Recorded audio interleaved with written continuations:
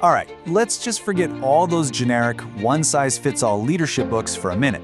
Today, we're going to do something a little different. We're going to explore how you can actually architect a leadership path that is uniquely and authentically yours. But first, let me ask you something right off the bat. Does your leadership have a clear direction? Or, does it sometimes feel like you're just reacting to things as they come instead of navigating with real purpose? That right there, that's the core shift we're tackling today, moving from just reacting to being truly intentional. And that idea brings us right to our first big principle, the authentic path. Look, this isn't about chasing some specific title or climbing the corporate ladder. Not at all. It's about focusing on the quality and the intention of the journey itself. We've all seen leaders who just seem tangled up, trying to be someone they're not. Now, compare that to a leader who has a clear, focused path. The goal here isn't to just copy-paste someone else's success story. That's that tangled path we're talking about.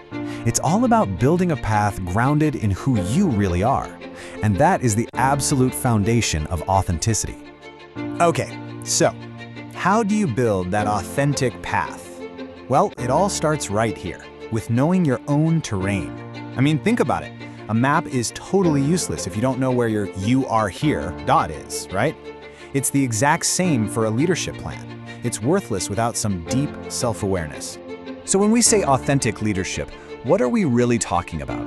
Well, at its heart, it's a journey that is completely grounded in a really clear-eyed, honest understanding of yourself, your strengths, and your areas for growth. And this isn't about being perfect. Nobody is. It's about cultivating self-awareness. Knowing your terrain means you've got to embrace the whole map. The sunny, easy paths, and, the rickety bridges too. It's about leveraging your natural strengths, the things that fire you up and get awesome results. But it's also about honestly looking at your weaknesses. And hey, these aren't things to be ashamed of, not at all. They're just parts of your personal map that need a bit of a different, more careful strategy to navigate. So once you have that map of your personal terrain all laid out, now you can start making some really strategic choices. With this newfound awareness, you can finally choose your direction with real purpose. This is where all that self-assessment really turns into action. It's about looking at your map and spotting the peak you actually want to climb. And the key here, the absolute key, is to set truly actionable goals. For example, a bad goal is "I want to be a better communicator." I mean, it's so vague. A good goal sounds like this. In my next team meeting, I will actively ask for an opinion from the quietest person in the room. You see the difference? One is just a wish, the other is a concrete plan. So all of this thinking and planning leads us to a really crucial step. You've got to put it down on paper. It's time to move from these abstract ideas floating around in your head to a concrete, drafted roadmap. And you know what? The process is refreshingly simple.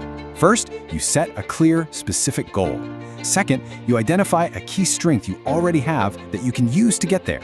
Third, you acknowledge an area for growth that might be a challenge. And finally, and this part is so important, you define just the very first concrete action you'll take.